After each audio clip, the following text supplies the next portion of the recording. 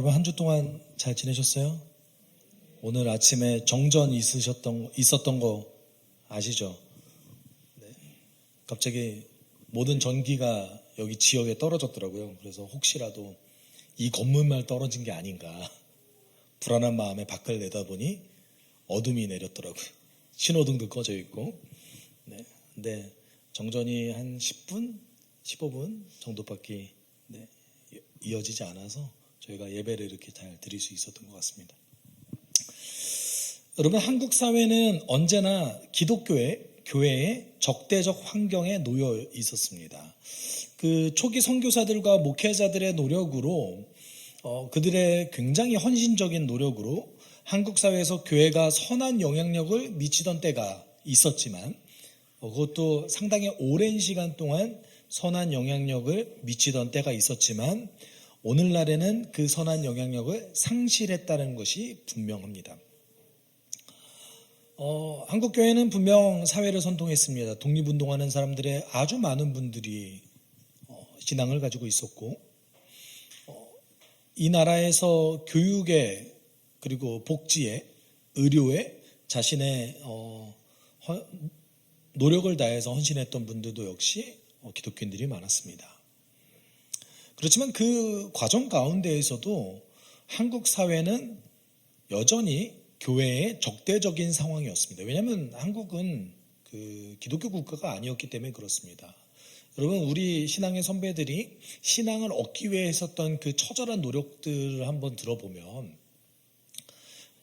집안에 있었던 그 우상들과의 영적 전투도 워낙 심했을 뿐더러 그리고 사회 곳곳에 퍼져 있었던 기독교 정신과 반대되는 어떤 정서들이 많이 있었습니다. 남녀차별도 굉장히 많았었고 그리고 유교에서 비롯된 잘못된 어떤 전통이라든지 그런 것들이 기독교 신앙을 가로막던 방해 요소 역할을 하기도 했습니다. 그 안에서 기독교인들이 분명히 선한 영향력을 미쳤지만 한국 사회가 교회의 적대적인 환경이었다는 것은 과거부터 지금까지 변하지 않는 사실입니다. 우리의 착각은 무엇이었냐면 교회가 선한 영향력을 미침으로 해서 굉장히 칭찬을 받고 있을 때에 이 사회가 적대적인 환경에 해소됐다라고 여겼던 것이 우리의 잘못된 판단이었던 것입니다. 적대적 환경은 해소되지 않았습니다. 여러분, 한국 사회는 사실은 무속신앙이 굉장히 강한 나라죠. 요새 그 무속신앙에 대한 이슈가 너무 잘 누군가에 의해서 잘 떠오르지 않습니까? 여러분의 주변에서 점집 안 다녀본 사람 거의 없지 않으세요? 네, 정말 많이 다니는 것 같아요. 물론 여기 계신 분들 중에서 그 대부분이 내 주변에는 예수 믿는 사람들밖에 없어서 잘 모르겠습니다라고 얘기할 수 있지만 예수 믿는 사람들도 점집 많이 가요.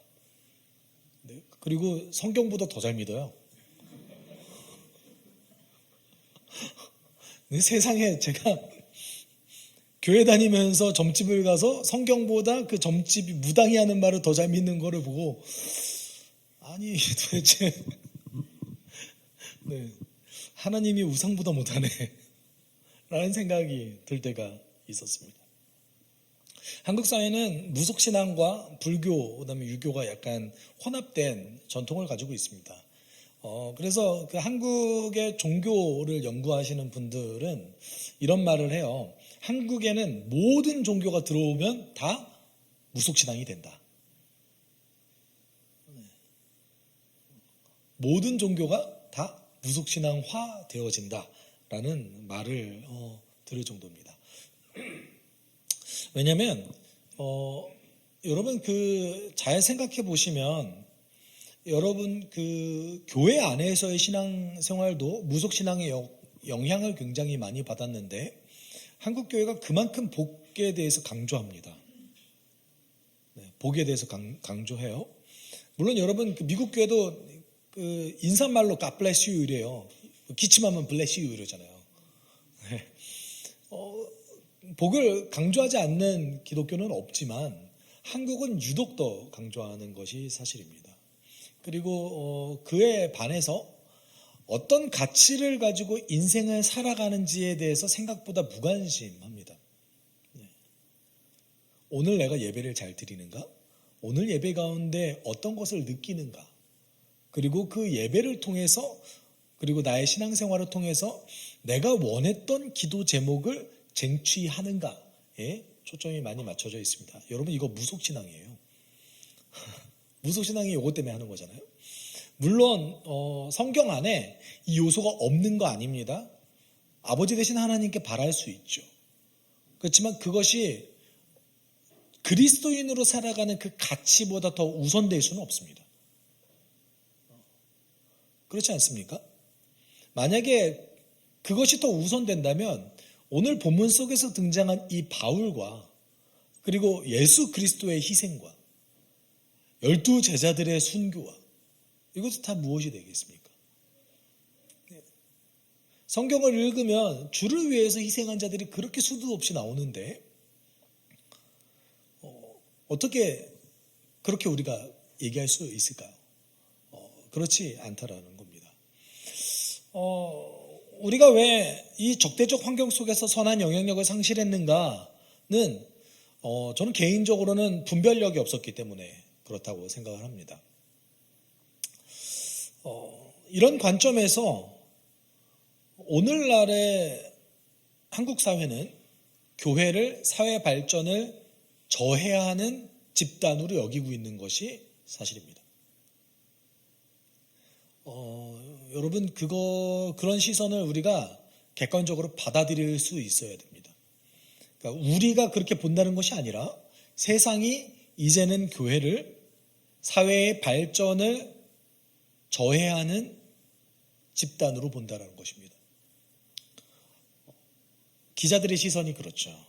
사회학을 공부하는 사람들의 시선이 그렇습니다. 여러분, 교육은 세상의 패러다임을 전환시키는 어떤 중요한 요소의 역할을 하죠.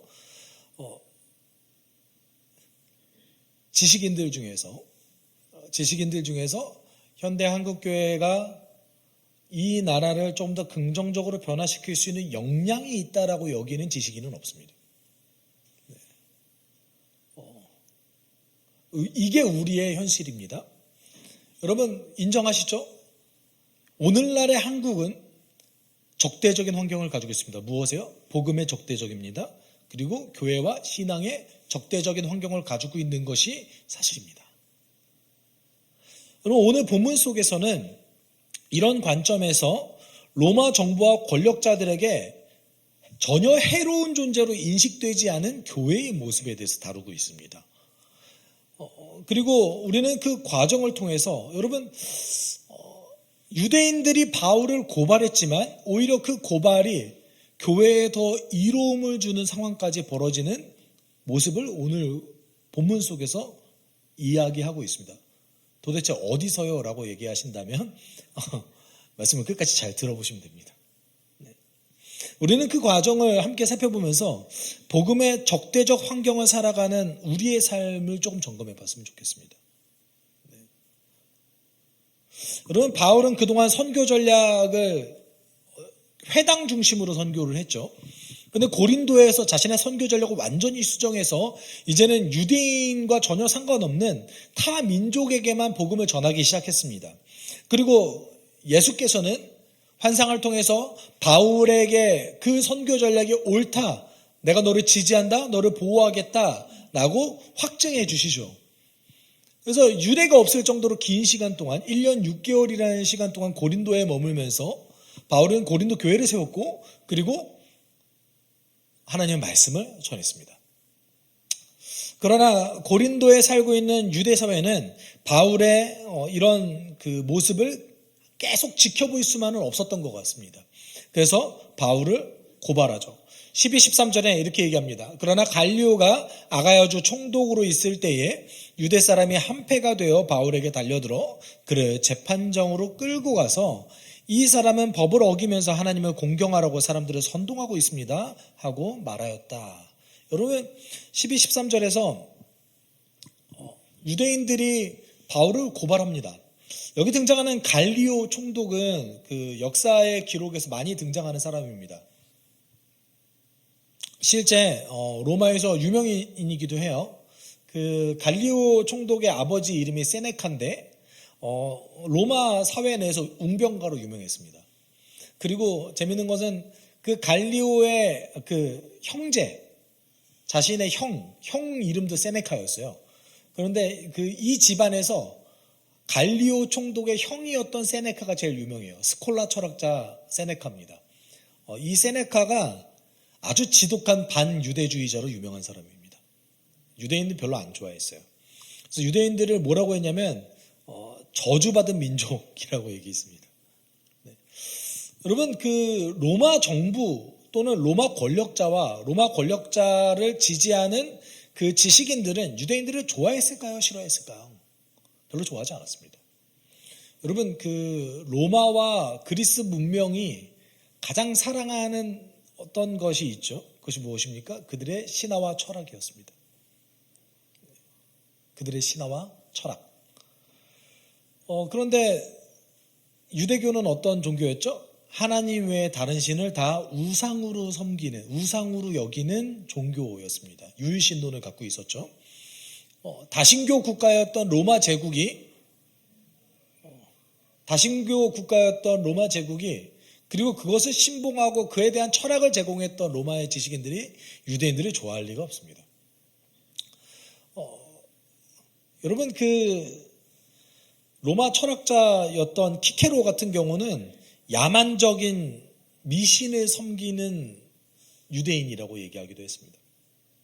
아마도 갈리오 총독도 유대인들에 대한 이런 부정적인 정서를 가지고 있었을 가능성이 높습니다.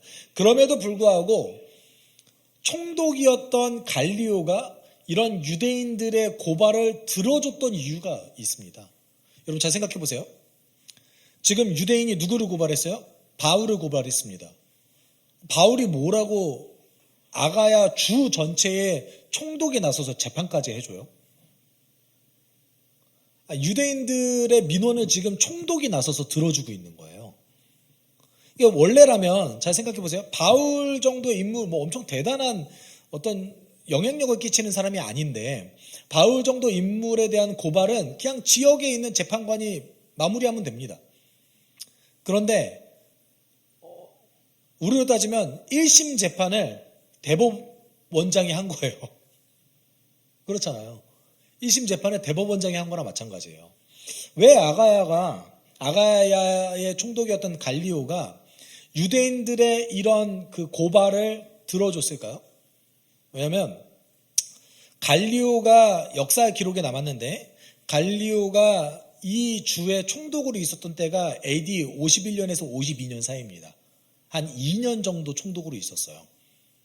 그리고 병에 걸려서 이른 나이에 죽게 됩니다. 역사의 기록이 아주 분명해요. 그리고 AD 51년에서 52년 사이는 고린도에 정착한 로마에서 추방된 유대인을 돌보는 것이 총독의 가장 주된 일이었습니다. 그렇잖아요. 2만 5천 명 이상의 유대인들이 로마에서 고린도에 정착하기 시작했습니다. 그럼 로마 정부 입장에서는 그리고 그 주 전체의 입장에서는 이것이 가장 중요한 이슈였던 거예요. 이주민을 어떻게 소화시키는가. 여러분 지금 우리 입장에서도 한국 사회에 갑자기 2만 5천 명이 난민이 와가지고 적응한다고 생각해 보세요. 쉬운 문제가 아니잖아요. 그렇죠? 유럽 사회에도 난민을 받아들이는 게 굉장히 어려운 문제 아니었습니까? 고린도 그 한 도시에 2만 5천 명, 당시 2만 5천 명 갔다가 도시 하나를 만들 수 있는 규모였는데 갑자기 2만 5천 명이 고린도에 확 왔다고 생각해 보세요. 엄청난 사회 문제가 발생했을 거예요. 갈리오 총독 입장에서는 이 유대인들을 달래고 어르는 것이 가장 중요한 이슈 중에 하나였어요. 그러니까 솔직히 총독 입장에서는 뭘 이런 거를 내가 해결해 줘야 돼?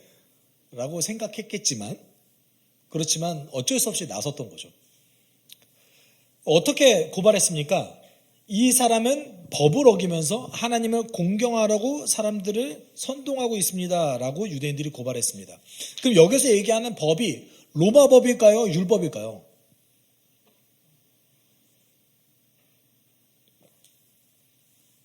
우리가 문법적으로는 율법도 해석이 가능하고 로마법도 해석이 가능합니다. 그리고 유대인 입장에서는 바울은 율법도 어겼고 로마법도 어겼어요. 근데 율법만 어겼다면 뭐하러 총독에게까지 갔겠어요? 로마법을 어겼습니다 이렇게 얘기하는 거예요. 그러니까 다르게 얘기하면 저들이 주장하는 새로운 신앙은 유대교가 아닙니다. 우리의 종교가 아니에요. 이렇게 얘기한 거예요. 재밌는 사실인데 실제로 맞는 말 한 거잖아요. 아니에요? 그렇잖아요. 여러분 유대교와 기독교는 동일한 종교입니까? 여러분 우리가 착각하는 분들이 몇 분 계시는데 기독교와 이슬람과 유대교는 같은 하나님을 섬긴다고 생각하시는 분들이 계세요.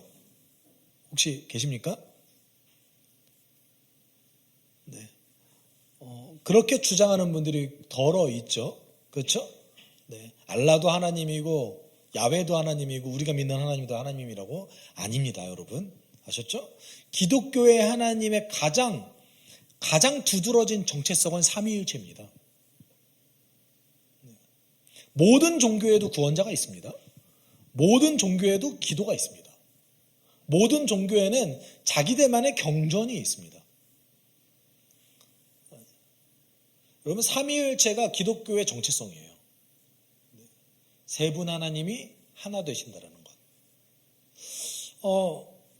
다른 종교죠. 사실 옳은 말 했어요. 옳은 말 했는데 이걸 통해서 주장하고 싶었던 것이 무엇이냐면 여러분 알렉산더 대왕부터 지중해 전체 패권을 장악했던 알렉산더 대왕부터 그리고 로마 제국에 이르기까지 유대인들은 자신의 종교를 합법적으로 인정받았어요. 그런데 유대인들이 지금 바울이 전하고 있는 새로운 신앙은 우리와 다른 종교예요. 이런 얘기는 쟤네들 종교는 불법이에요. 이 말인 거예요. 쟤네들 종교는 허가받지 않은 종교예요. 이렇게 얘기하고 있는 겁니다. 잘 생각해 보세요. 이것이 아니라면 뭐하러 고발합니까? 그러지 않겠어요?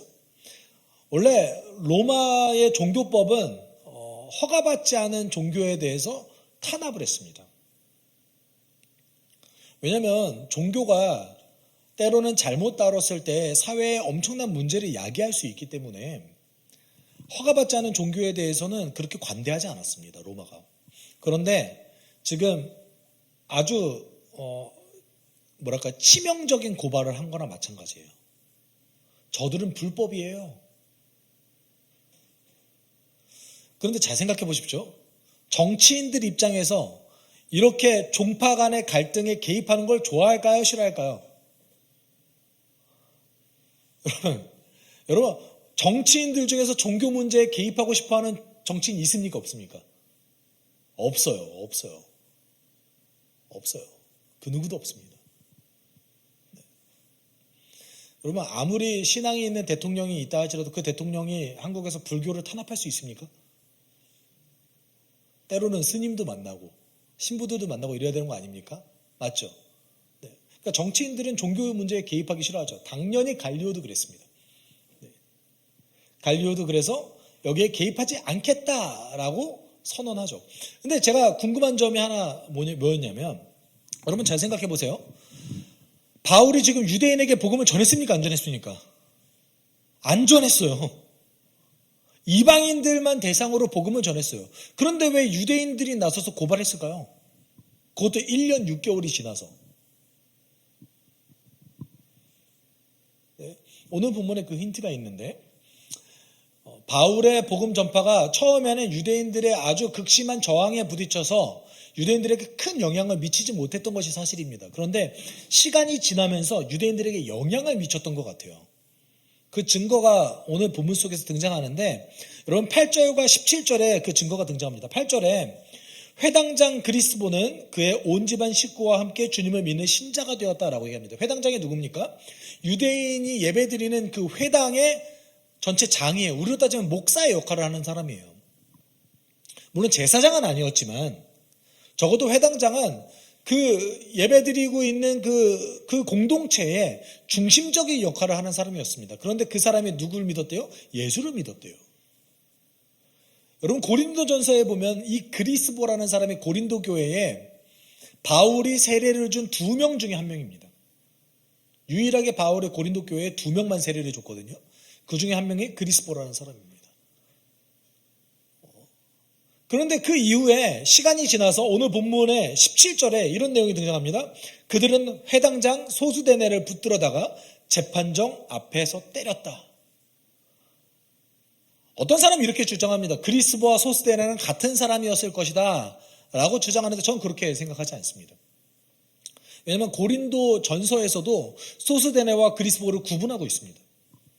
그렇다는 것은 또 다른 회당장이었던 이 소수대네라는 사람이 예수를 또 믿었다는 거예요.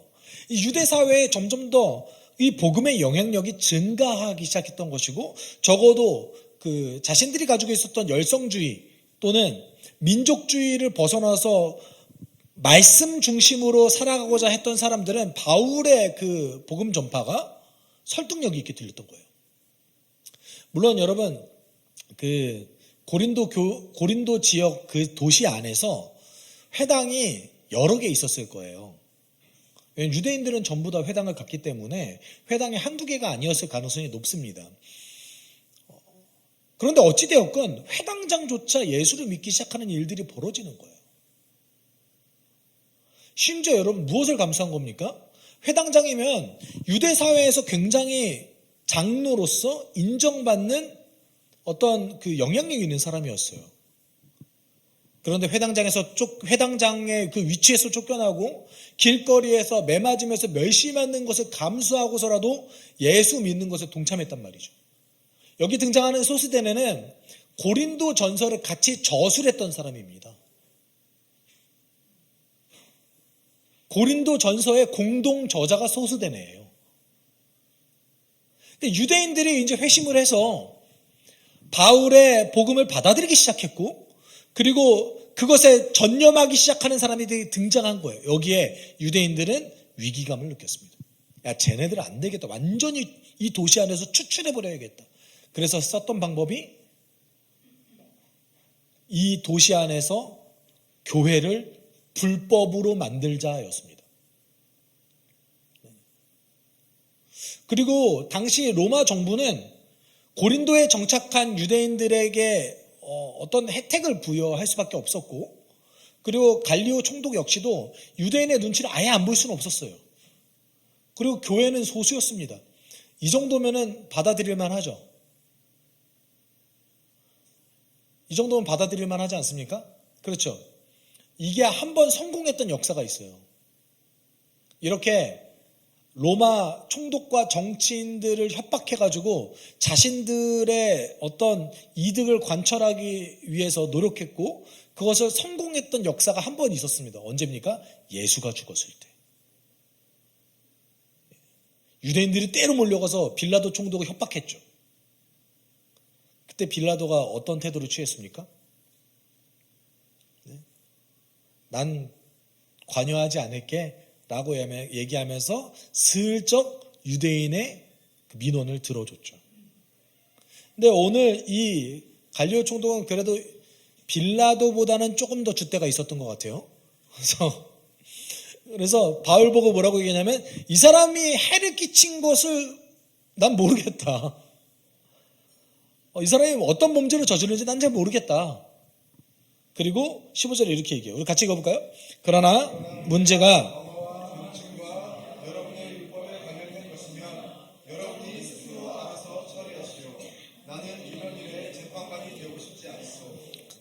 네 마음대로 해. 너네들이 알아서 해. 이거죠. 근데 나는 상관하지 않을게. 이게 사실 나는 이런 일에 재판관이 되고 싶지 않소 라는 말이 정확하게 번역하면 이 일은 재판이 성립되지 않소. 재판의 영역이 아니요 라는 말입니다. 우리가 요번에 다들 탄핵 사건을 거치면서 기각이 뭔지 각하가 뭔지 인용이 뭔지 다 공부하셨잖아요. 이것 따지면 뭐죠? 각하예요. 재판 성립, 불성립인 거예요. 왜냐하면 이 부분을 로마법이 다루지 않는다. 나는 신경 쓰지 않을게. 여러분, 이 갈리오 총독의 발언이 어떤 영향을 줬을 것 같습니까? 기독교가 고린도에서 어떤 게 된 거예요? 합법이 된 거예요. 기독교가 내가 볼 때는 교회와 회당이 같은 종파 안에서 있는 갈등 같은데 기독교 불법 아니야. 그러니까 너희들끼리 알아서 해. 네.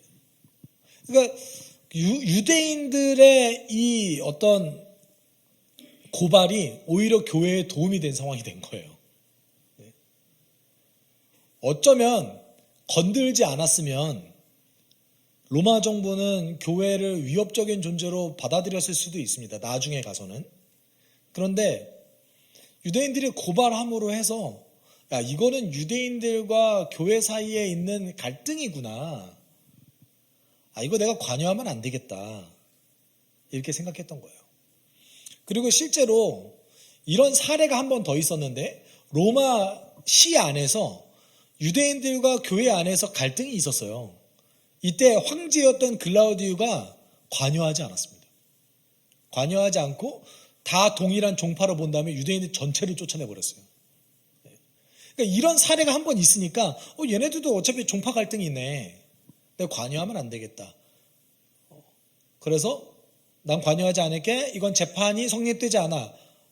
그리고 교회는 로마의 법을 어기지 않았어. 라고 선언한 것이죠.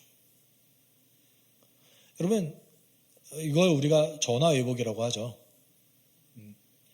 사실 그동안에는 바울이 어떤 일을 당했습니까? 재판관들에 의해서 매질을 당하기도 했고, 그리고 로마 정부의 어떤 잘못된 판단 때문에 억울한 일을 당하기도 했습니다. 그런데 오늘 본문 속에서 그 유대인들의 고발은 교회에 오히려 도움이 되는 역할이 됐어요. 여러분, 갈리오 총독이 이렇게 판단을 내릴 수 있었던 근거는 바울과 함께하는 교회가 로마 제국 그 상황, 로마 제국 안에서 있는 그 적대적인 상황을 살아내는 그 입장에서 해를 끼치지 않는다고 충분히 판단 내릴 수 있는 존재들이었기 때문에 그렇습니다. 여러분, 현대 사회보다 로마 제국 안에서의 상황이 훨씬 더 기독교의 적대적인 상황입니다. 그럼에도 불구하고 고린도 교회 성도들은 그 제국의 적재적인 환경, 우리가 봤을 때 굉장히 불합리하고 비성경적이고 탄압하는, 착취하는 그 제국의 환경에서 그렇게 크게 저항하지 않았습니다. 어떤 인식이 있었던 거예요?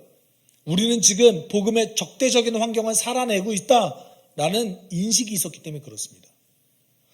우리는 고린도전서 10장 23절 24절 바울이 소스데나와 함께 고린도에 보냈던 그 편지 안에 이런 내용이 들어가 있습니다. 우리 좀 같이 읽어볼게요. 모든 것이 다 허용된다고 사람들은 말하지만 모든 것이 다 유익한 것은 아닙니다. 모든 것이 다 허용된다고 사람들은 말하지만 모든 것이 다 덕을 세우는 것은 아닙니다. 아무도 자기의 유익을 추구하지 말고 남의 유익을 추구하십시오. 아멘. 여러분, 로마 황제와 귀족들은 성경의 관점에서 보면 언제나 타락했습니다. 그들은 지나치게 사치했고 지나치게 쾌락을 즐겼습니다. 로마 제국은 노예들을 이용해서 생명을 경시했고 심지어 죽고 죽이는 그 검투사 시업을 곳곳마다 즐겼습니다. 여러분, 글래디에이터 너무 옛날 영화라 죄송해요. 제가 보니까 제가 드는 그 영화의 예가 지금 청년들은 태어나기 전에 나왔던 영화가 많더라고요. 네. 요새 약간 로마 제국을 그 배경으로 하는 영화가 너무 안 나와서, 네. 글래디에이터라는 영화를 보면 검투사의 삶이 어떤지에 대해서 고증이 되어져 있죠. 그건 그거 검투사를 좀 미화한 겁니다. 네. 실제로는 그보다 훨씬 더 끔찍했고, 훨씬 더 생명을 경시했으며, 로마 제국 사람들은 사람을 죽이는 일을 오라고 여겼습니다. 여러분, 이보다 더 복음의 적대적인 환경이 어디 있습니까? 종과 상전이 함께 있고 남녀 차별이 분명하며 사회는 부조리가 가득했고 성경의 관점에서 보면은 지극히 타락한 이 세상이, 로마 제국이라는 이 세상이 얼마나 부조리하게 보였겠습니까? 기독교인 입장에서 봤을 때. 여러분, 그들은 충분히 저항할 수 있었어요. 그것이 잘못됐다 얘기할 수 있었습니다. 그런데 그런 말을 전혀 한 적이 없습니다. 왜요? 왜요? 그렇게 주장하는 것이 유익하지 않으니까요. 그렇게 쟁취하는 것이 유익하지 않으니까요. 오히려 덕을 세우지 않을 때가 더 많으니까요. 여러분, 우리는 그런 인식을 가지고 있어야 되지만 하나님 나라 안에서 어떤 것이 도덕인지, 어떤 것이 윤리인지, 어떤 것이 바르게 사는 건지에 대한 바른 인식을 가지고 있어야 되지만 동시에 믿지 않는 자들에게 그것을 주장한다고 해서 유익하고 덕을 세우는 것이 아니라는 거예요. 고린도 교회는 그런 태도를 가지고 있었습니다. 여러분, 이런 태도가 베드로 전서에서도 등장하는데 베드로 전서 3장 16절에 적대적인 환경 속에서도 선한 양심을 가지고 살아가는 사람들에게 이렇게 얘기했습니다. 선한 양심을 가지십시오. 그리하면 그리스도 안에서 행하는 여러분의 선한 행실을 욕하는 사람들이 여러분을 헐뜯는 그 일로 부끄러움을 당하게 될 것입니다. 여러분, 사람들은 당시에 그리스도인들을 조롱했습니다. 오락을 즐기지도 못하는 재미없는 사람들로 여겼고, 그리고 남자답지 못하다고 여기는 경우도 꽤 많았습니다. 선하게 살았지만 그리스도인의 삶을 조롱했고, 그리고 때로는 핍박하기도 했습니다. 그런데 이렇게 살아가는 사람들의 삶에서 여러분, 베드로는 저항하십시오라고 얘기하지 않았어요. 왜요? 적대적인 환경 속에서 있을 때에 기독교인들이 저항하면 어떤 일이 벌어지냐면 교회가 무너지거든요. 권력자들이 그것을 가만히 내두지 않거든요.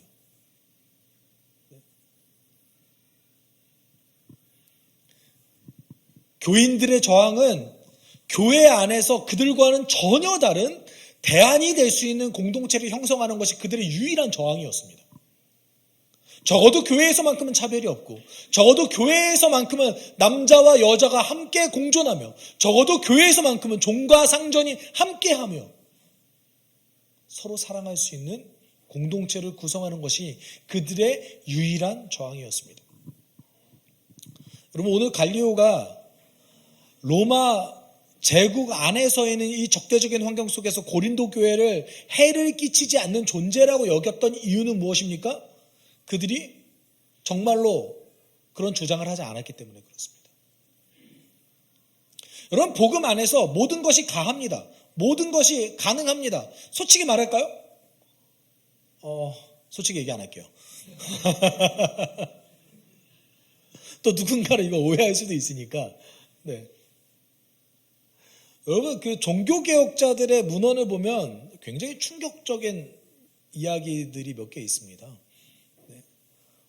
여러분, 예를 들어 보면 종교개혁자 칼빈은 그가 그의 서적에서 theological pub을 제안했습니다.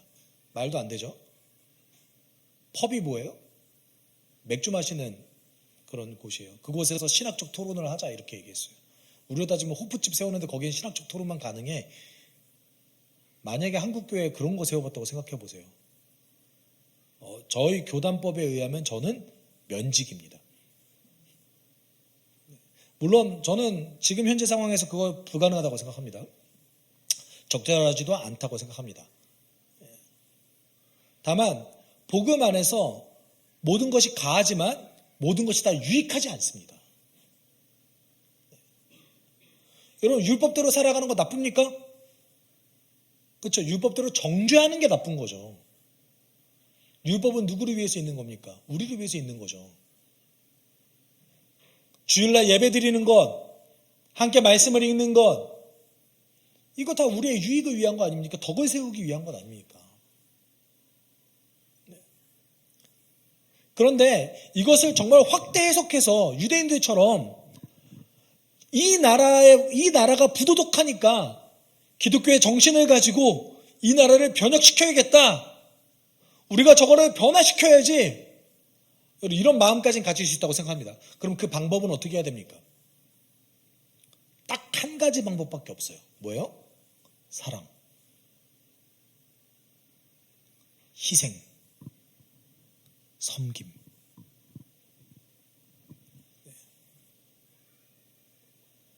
기독교인들이 세상을 변화시키기 위해서 힘의 논리를 적용하는 순간 단 한 번도 성공한 역사가 없습니다.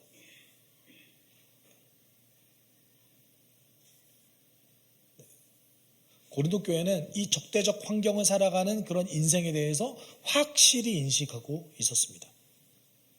절대 그 방식이, 누군가를 돕는 그 방식이, 누군가에게 복음을 전하는 그 방식이 절대 폭력적이면 안 됩니다. 무례하면 안 됩니다. 그들은 무례하지 않았고 배타적이지 않았으며 사랑이 가득했습니다. 해를 끼치는 존재로 여겨질 수 없었죠. 여러분, 적대적 환경에서 성령의 능력은 하나님 뜻 안에 살아가는 성도들의 삶에만 나타납니다. 뭐라고요? 성령의 능력이 어디에만 나타난다고요? 하나님 뜻 안에서 살아가는 성도의 삶에서만 나타날 수 있어요. 말씀이 없으면 방향성을 잃고 기도가 없으면 능력을 잃습니다. 현대사회를 살아가는 우리 입장에서 우리 솔직히 적대적 환경이잖아요. 이 적대적 환경 속에서 우리가 왜 영향력을 잃었는가? 저는 단언코 이렇게 얘기하고 싶습니다. 분별력을 잃었습니다. 히브리서 4장 12절 우리 같이 읽어볼까요? 하나님의 말씀은 살아있고 힘이 있어서 어떤 양날 칼보다도 더 날카롭습니다. 그래서 사람 속을 꿰뚫어 힘과 영혼을 갈라내고 관절과 골수를 갈라놓기까지 하며 마음의 품은 생각과 의도를 밝혀냅니다. 여러분, 세상은 특히 현대사회는 타락한 자를 싫어하지만 그 타락한 자보다 더 싫어하는 존재가 있습니다. 그것이 무엇이냐면 위선자를 더 싫어합니다. 말과 행동이 다른 사람들을 더 싫어하는 시대입니다. 그리고 많은 한국인들은 기독교인을 말과 행동이 다른 존재라고 여깁니다. 우리는 이런 그들의 판단을 수용해야 됩니다. 저도 제 스스로가 말과 행동이 다를 때가 많다고 여깁니다. 여러분, 저의 어떤 그 목회자로서의 좌우명 중에 하나가 뭐냐면 약장수가 되지 말자거든요. 제가 몇 번 얘기했던 것 같은데, 약장수가 뭡니까? 거짓말과 사기를 쳐서 자신이 약을 팔잖아요. 그 약을 자기가 먹습니까? 안 먹습니까? 안 먹어요.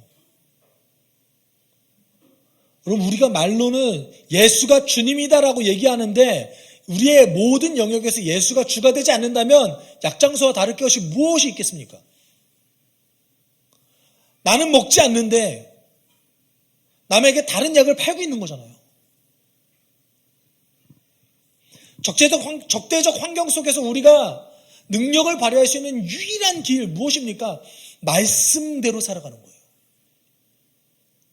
주의 말씀은 살아있고 활력이 있어 좌우의 날선 어떤 검보다도 예리하여 혼과 영과 및 관절과 골수를 찔러 쪼개기까지 하며 마음의 생각과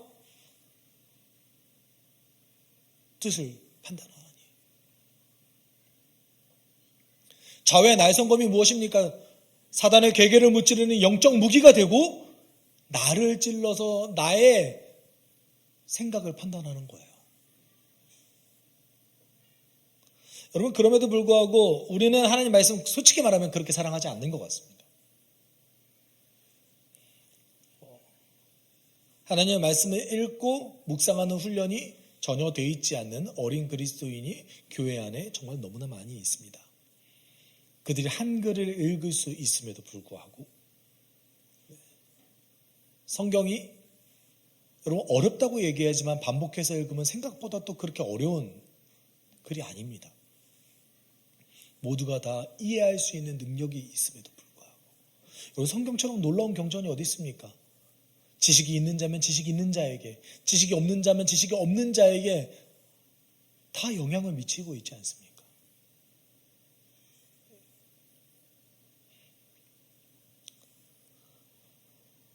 여러분, 우리가 선한 영향력을 잃었던 가장 중요한 이유 중에 하나는 분별력을 잃었기 때문에 그렇습니다. 분별력은 어디서 나옵니까? 말씀에서 나옵니다. 분명합니다. 말씀에서 나옵니다. 우리가 말씀을 정확하게 기억하고 그것을 살아내려고 노력한다면 우리의 선한 영향력을 적어도 이 지역 사회 내에서는 회복할 수 있을 겁니다. 여러분, 우리의 신앙이 우리를 향할 때, 우리만을 위할 때 세상은 우리를 해롭게 여겨요. 우리의 신앙이 다른 사람들을 향해 있을 때 세상은 우리를 유익하다고 여깁니다.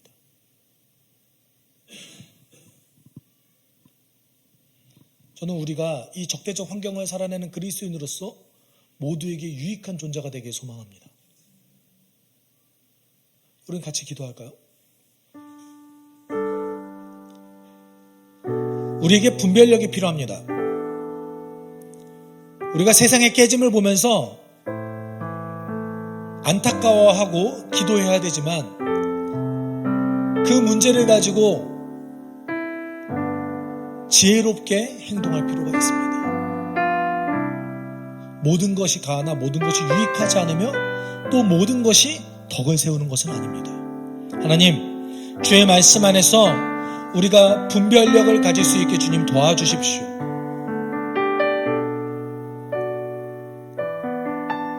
나의 삶 자체가, 나의 행동이 그리스도의 향기가 되게 주님 도와주십시오. 그리스도의 편지가 되게 주님 도와주십시오. 무례하지 않게 하여 주시고 배타적이지 않게 하여 주시고 섬김과 희생과 사랑이 넘치게 하여 주십시오. 주의 말씀 안에서 그것을 더 알아가게 주님 도와주십시오. 우리가 함께 이렇게 기도하도록 하겠습니다. 사랑이 많으신 하나님 아버지 감사합니다. 하나님, 우리를 도와주십시오.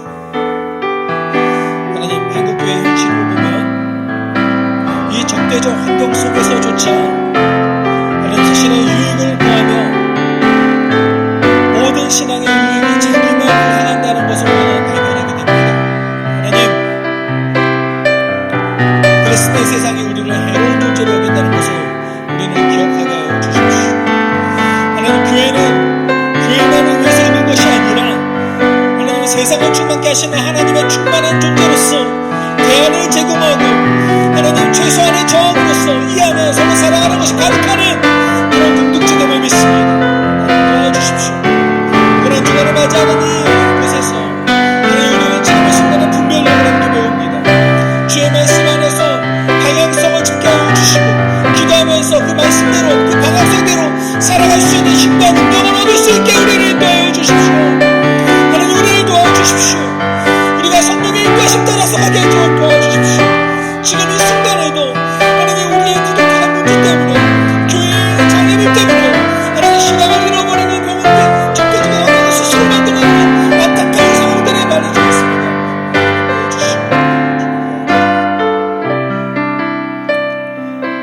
사랑이 많으신 하나님 아버지, 우리는 분별력을 잃을 때가 많이 있습니다. 이 현대사회 속에서, 적대적인 환경 속에서 주를 위한다고 헌신하는 많은 그리스도인들의 헌신이 오히려 복음의 위협이 되고 복음 전파에 방해가 되는 안타까운 현실들이 우리는 많이 벌어짐을 보게 됩니다. 그 원인이 어디에 있겠습니까? 말씀으로부터 오는 방향성은 분별력을 잃었기 때문에 그렇습니다. 하나님, 우리가 이 적대적 환경을 살아내는 그리스도인으로서 분별력을 가지게 주님 도와주십시오.